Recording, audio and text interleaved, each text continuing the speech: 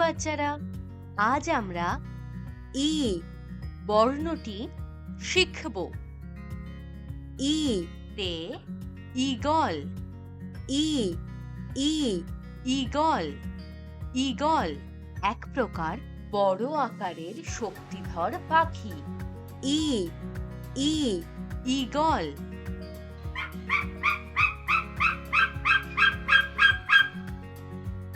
ই তে ঈদ, ই ই ঈদ।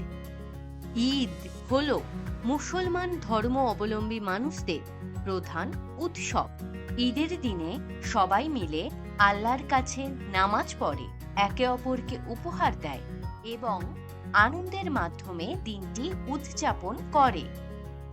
ই ই ঈদ। এবার তোমরা আমাকে ই দিয়ে দুটো বস্তুর নাম বলো। আমাদের সাথে ই বর্ণটি শেখার জন্য ধন্যবাদ। আপনার দিনটি ভালো কাটুক।